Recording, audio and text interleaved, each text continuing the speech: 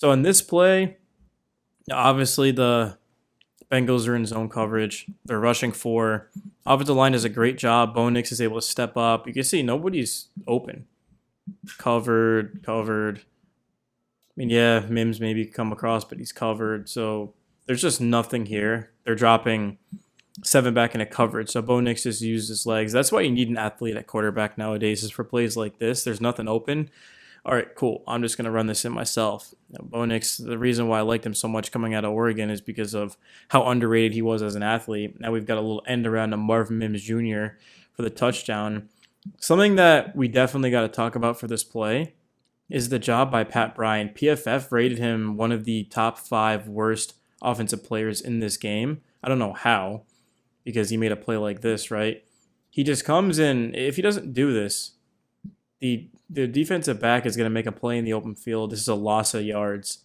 But because Bryant comes in here and is able to get a block on him, it allows Mims to just get to the outside and then beat the defender to the spot. It's just so well done. I love this play call. The Broncos run this a lot to Mims. They just get him the ball in the open space. The block is right there, picked up, and then he just does that. You know, Mims has had a lot of missed opportunities this season. I'm glad that the Broncos were able to get him one. There's a couple of things that I like about this play. So Cortland Sutton is lined up right here. And he sort of fakes like he's running a vertical route. Watch this. So see how he just runs straight? But then he steps to the left and then he goes up. And that one little move to get him free enough gives him time to be able to catch this ball. The safety's just late. Bo Nix sees this and he just throws it over this linebacker's head. And watch how the safety is just too late to get there. In the 23's defense, he does do a good job of honestly contesting this, but Sutton has that leverage. He's got the angle, and Bo Nix throws it perfectly right to where only he can get it. Sutton jumps up, catches it, and comes down with it. This was just an awesome play to see. The Broncos, they haven't looked so hot to start the season, but this play definitely got me fired up on the night. 3rd and 2, why not?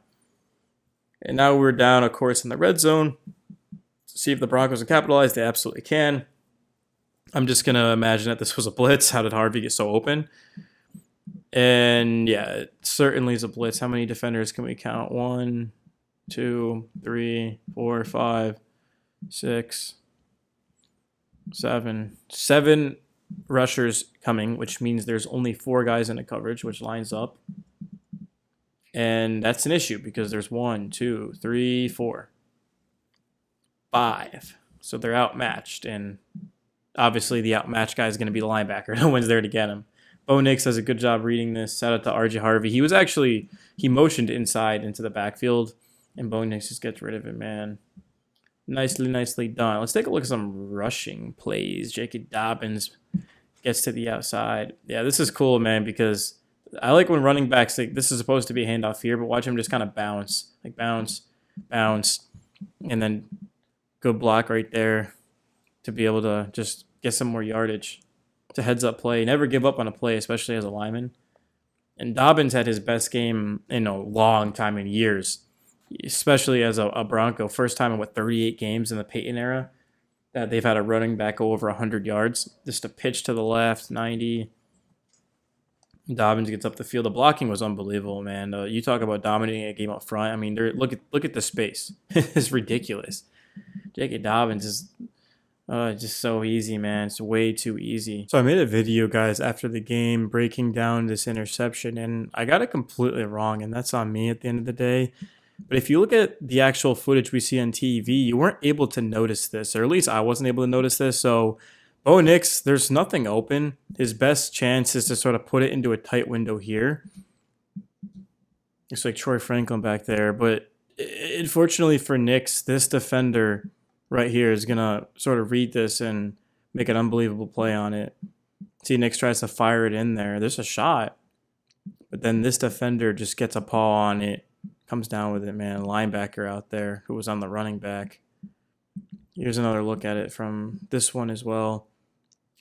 I don't know why on live television I thought that Nix was trying to go like here. It didn't really make any sense, but it does now. He was just trying to throw it to that back corner, and That was probably his best chance given the circumstances. I mean, nothing's open, everything's covered. I mean, I thought honestly Bo Nix could have ran this.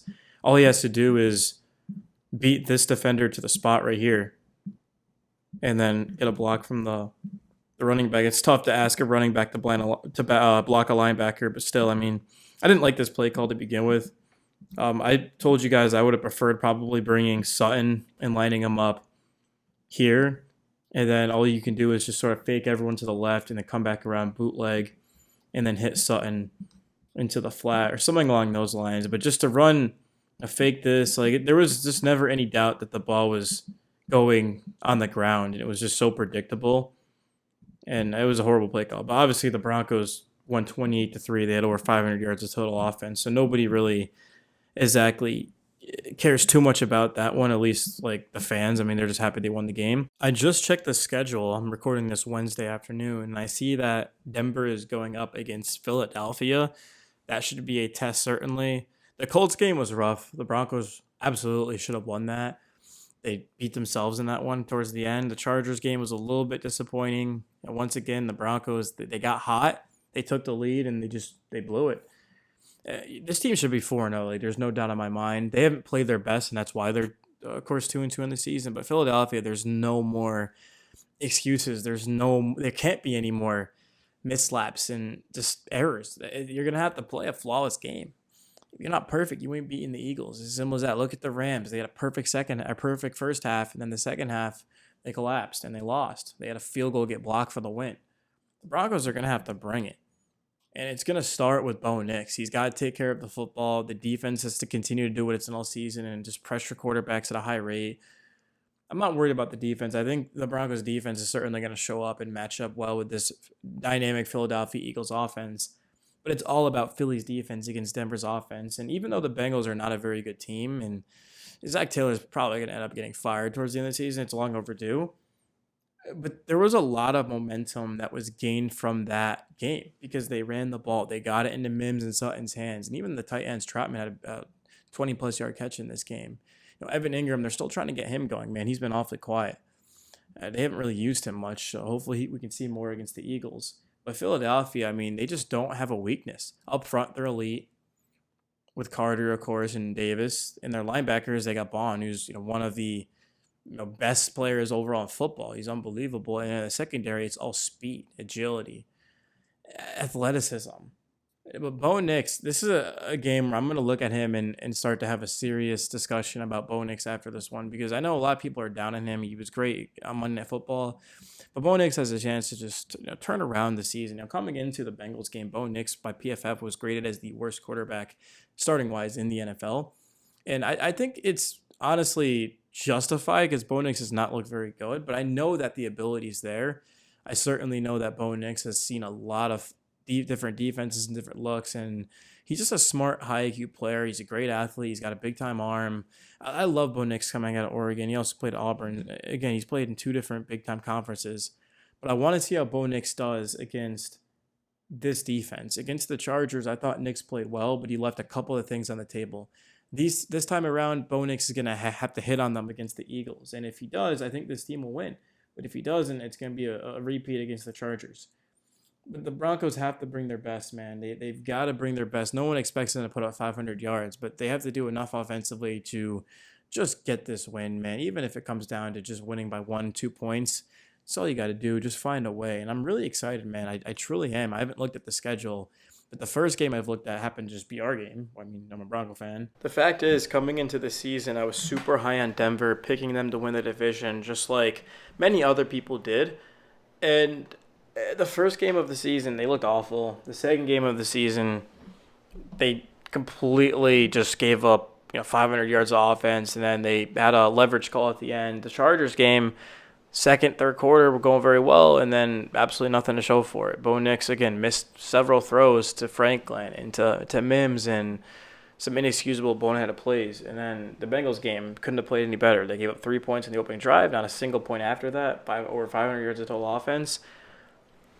But Denver last season, it almost felt like they were kind of not playing with house money. That's not the way I want to put it. But it felt like Denver last season was kind of just getting their feet wet. They were just scratching the surface. And then this was the year they were supposed to put it together. Bo Nix takes that leap. The defense gets even better. They have a run game with Harvey and Dobbins.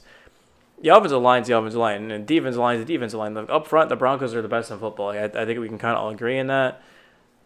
But they have to execute, man. Plays have been open, and they've just missed on them. And Bo Nix, as much as I like him, man, Bo Nix, my guy. He's the profile pitcher. But I feel like a lot of people are holding the sand too much. And it was good to see against the Bengals just a game plan that worked and was executed flawlessly. It is the Bengals, I'll give you that. But let's see if they can replicate it against the Eagles, too. I have a good feeling about this game. It is at Philly. But I feel like that's kind of what the Broncos need is just go on the road, hostile environment against the reigning defending champions. They're undefeated, and just go out there and just send a statement.